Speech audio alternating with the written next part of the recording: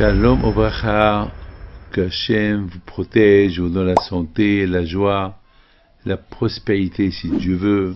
Amen. On s'est posé une question.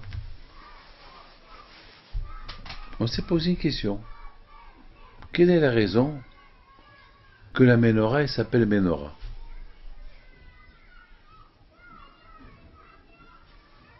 Dans le Beth Amikdash, il y avait l'arche de l'Alliance, il y avait l'autel de sacrifice, il y avait la table pour le pain, il y avait l'autel pour brûler l'encens, la kétoret. Il y avait plein de choses au Beth Amikdash. Il y avait aussi le Kodesh HaKodashim, l'endroit le plus saint. Il y avait de tout. Mais il y avait aussi la menorah. La menorah, elle représente quoi?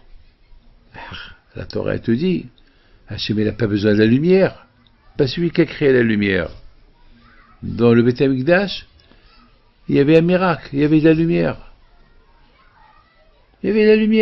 D'ailleurs, Shlomo HaMelech, il a fait des petites fenêtres dans le Beth Amikdash pour ne pas qu'on croie que le bon Dieu a besoin de la lumière. Il y a de la lumière. C'est au-delà de la nature. Alors, la lumière de la menorah, alors le Ben Ish Chai dit que la menorah, elle représente le Shabbat et les jours de la semaine. Il y a 7 mèches, il y a 3 à la gauche et 3 à la droite, et une au milieu. Alors, les 3 bougies de la droite, c'est dimanche, lundi, mardi.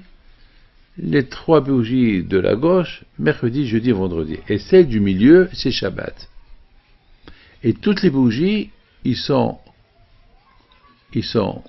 en direction de la bougie du milieu qui est le Shabbat. C'est-à-dire que c'est le Shabbat qui donne la parnassa toute la semaine. Oui, le jour que les gens se reposent, le jour que les gens ne font rien du tout, et qu'ils ont la émouna et du bitachon en Dieu, que Hachem va tout leur donner, alors, Akadosh Baruch Hu, il leur donne tout. Il y a beaucoup de gens qui croient que s'ils ne travaillent pas Shabbat, ils vont perdre de l'argent. C'est pas vrai. Ceux qui travaillent Shabbat, ils perdent de l'argent.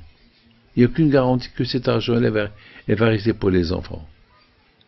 Mais ceux qui respectent Shabbat, quand je leur donne la parnassa, pour leurs enfants, pour eux, et pour les descendants à venir. Et le Shabbat, c'est la émouna.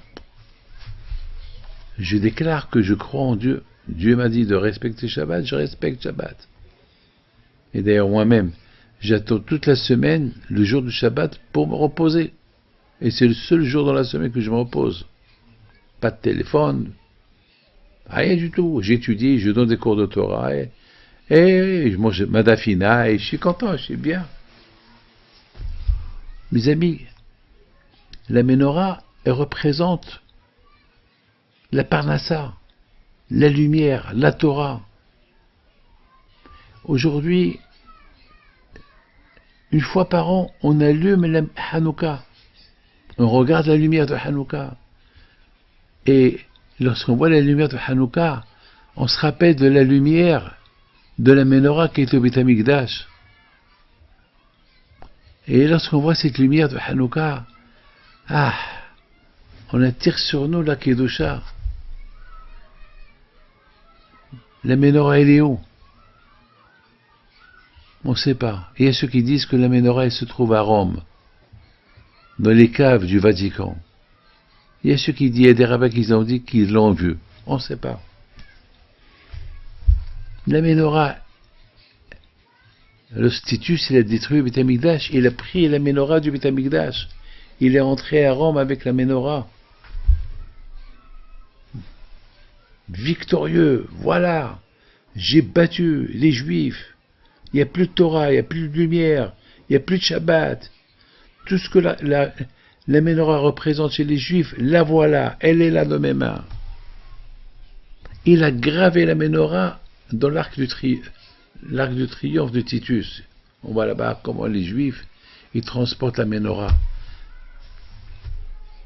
Mes amis, la Ménorah, si vous voyez le mot Ménorah, vous allez trouver là-bas les lettres Roma, Rome.